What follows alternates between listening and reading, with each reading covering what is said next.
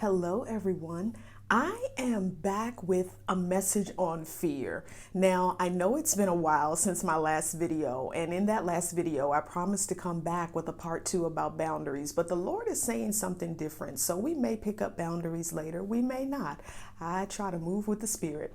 And today I have a message for us about fear and what we have allowed it to do to our lives. So there's a popular scripture, "Fear not, for I am with you."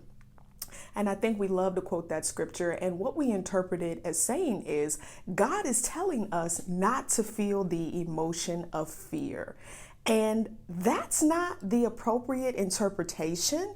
And I feel like because we've misinterpreted that scripture, it has led us to a place where we feel like anytime we feel the emotion of fear, we are to stop. When there are times that we have to, as Joyce Meyer says, and I have to give her credit for this, do it afraid. So going back to the scripture, what we need to keep in context is the fact that when God spoke this, the Israelites had been in captivity. They had been away from their land. They had been away from their home, their customs, their belief systems. So they had every reason to be afraid. And it's almost like God was validating that fear and saying, yeah, those are reasons to be afraid.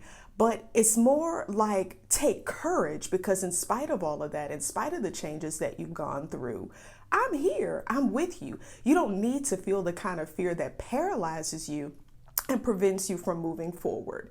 Now, because we've been taught that anytime we feel the emotion of fear, we need to stop, that has locked us out of opportunities. That has prevented us from moving forward, maybe with a healing process or things we need to face because we are afraid. You know, I frequently hear people say things like, I don't want to dredge all that up again, or I don't want to go back to that place.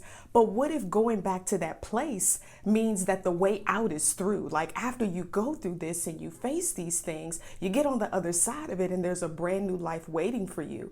I use myself as an example. I'm an introvert, so I'm not the most social person or the person who's always raising my hand for social opportunities. But when I became convicted of this scripture, I say, you know what? There are going to be times that I have to do things afraid. I have to be uncomfortable, or this thing is going to lock me in its grip. One of the things that I took away from my 17 years total working in the human services field is this very principle. Now, I am not saying that whenever bad things have happened to people, it's because of something that they did or something that they didn't do. But I have had participants in a particular program actually say things to me like, you know what? If only I had.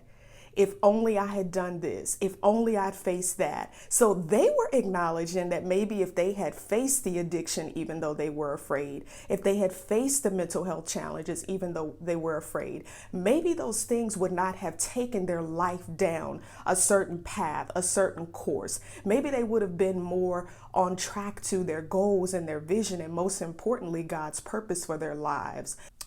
It is not wrong. It is not bad to feel the emotion of fear.